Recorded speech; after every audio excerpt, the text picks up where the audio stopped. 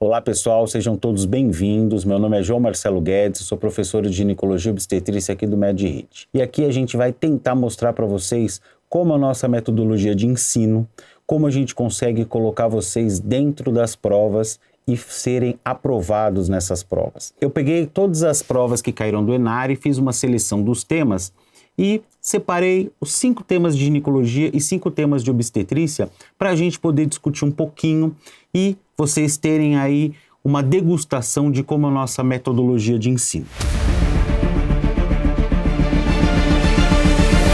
Independente da especialidade, a gente tem que conhecer métodos anticoncepcionais, principalmente os hormonais. Sempre algum paciente vai perguntar alguma informação sobre essa questão. Lembrar que método contraceptivo ou método anticoncepcional é tudo que o casal fizer com o intuito de evitar gravidez. Tudo que o casal faz com o objetivo de não engravidar é o método contraceptivo anticoncepcional. Então, dia de relação sexual, posição na relação sexual, medicamento tomado para não engravidar, tudo que o casal fizer para não engravidar é o método contraceptivo ou anticoncepcional. Sem dúvida alguma, o método anticoncepcional mais utilizado mundialmente é a contracepção hormonal, que por definição é quando a mulher utiliza qualquer tipo de hormônio para não engravidar. Então, quando a mulher utilizar qualquer tipo de hormônio para não engravidar, estamos diante de uma contracepção hormonal que tem uma eficácia superior a 99%. Todos os métodos contraceptivos hormonais agem por esses 4 mecanismos de ação aqui.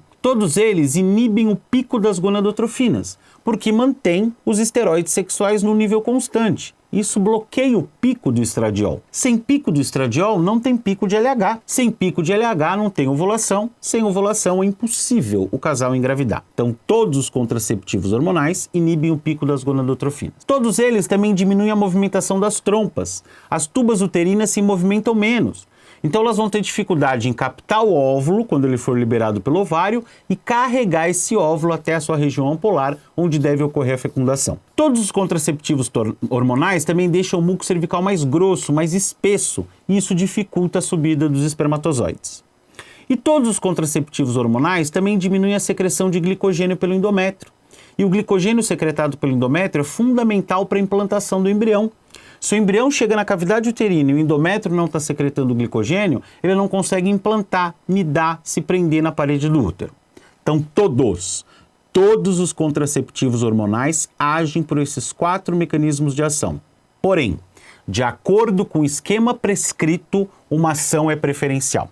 Então, por exemplo, imagine que a gente vá até a farmácia e compre o contraceptivo hormonal mais comum, que a gente mais utiliza no mercado, mais utilizado no mercado. É aquele que tem estrogênio com progestogênio, os 2 hormônios em baixas doses. Toda vez que eu prescrevo estrogênio com progestogênio, os 2 hormônios em baixas doses, eu vou ter esses 4 mecanismos de ação, mas o principal é inibir o pico das gonadotrofinas. Então, estrogênio mais progestogênio, os 2 hormônios em baixas doses, tem como principal mecanismo de ação inibir o pico das gonadotrofinas. Então, vamos lá. Aqui temos uma questão do ano passado, que caiu aí no ENARE. Então vamos ver. Uma adolescente de 16 anos pede para que sua mãe dê licença durante a consulta para que ela tire algumas dúvidas com seu pediatra. Após a mãe se retirar, a paciente conta que iniciou a vida sexual com seu namorado e que gostaria de usar anticoncepcional oral, mas sem que sua mãe saiba. Nesse caso, qual das seguintes opções é a conduta mais adequada do médico quanto à prescrição de anticoncepcional oral? É claro que a gente pode prescrever e claro que a gente não vai falar para a mãe. Eu estou preso no sigilo médico. Se ela tem a maturidade suficiente para informar isso para o médico, mostrar o desejo dela de contracepção, falar que ela já está tendo atividade sexual, é claro que a gente vai permitir isso.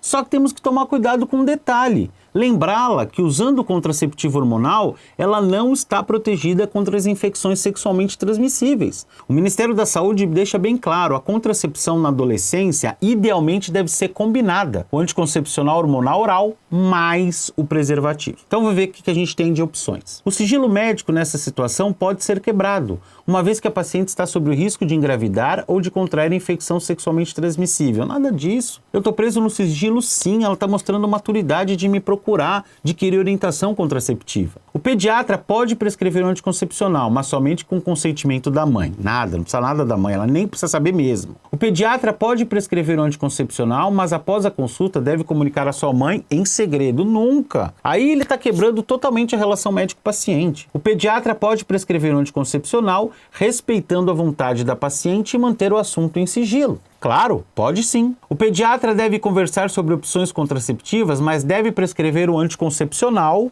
por ser adolescente. Não deve. Tá errado, deve sim. Alternativa D tá completamente correta.